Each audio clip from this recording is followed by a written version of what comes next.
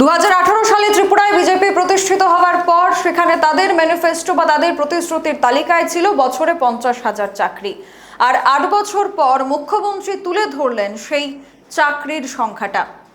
এক অনুষ্ঠানে বক্তব্য রাখতে গিয়ে মুখ্যমন্ত্রী বললেন, বিগত প্রায় 8 বছরে বিজেপি সরকার চাকরি দিয়েছে 20,900 জনকে। তাছাড়াও বাদবাকি অন্যান্য ক্ষেত্রে প্রায় 5,000 চাকরি হয়েছে কন্ট্রাকচুয়াল বেসিসে। রাজ্যের মুখ্যমন্ত্রী প্রফেসর ডক্টর মানিক সাহা জানান, রাজ্য সরকার এখনো পর্যন্ত বিভিন্ন দপ্তরে 20,960 জনকে সরকারি চাকরি দিয়েছে। এছাড়া অন্যান্য ক্ষেত্রে আউটসোর্সিং এবং কন্ট্রাকচুয়ালের মাধ্যমে মোট 24,078 জনকে চাকরি দেওয়া হয়েছে বলে তিনি জানান।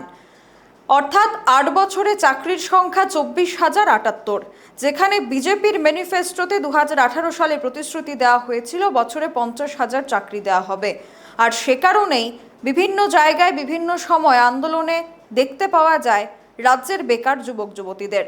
তবে মুখ্যমন্ত্রী আশা দিয়েছেন আগামী দিনেও এই ধরনের নিয়োগ জারি থাকবে।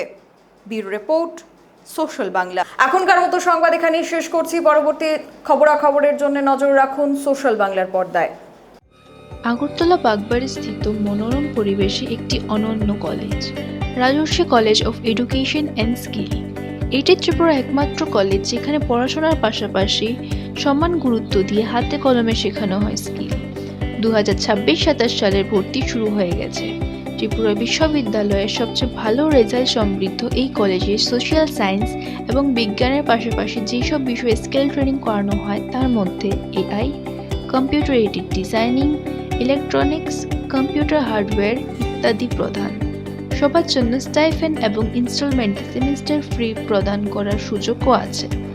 পাশাপাশি চাইলে মেয়েদের জন্য হোস্টেলের বিশেষ সুবিধাও রয়েছে। ভর্তির জন্য আজই যোগাযোগ করুন আমাদের ওয়েবসাইট www.rajarshi college.in অথবা আমাদের email contact@rajarshi college.in। Building tomorrow's leader today.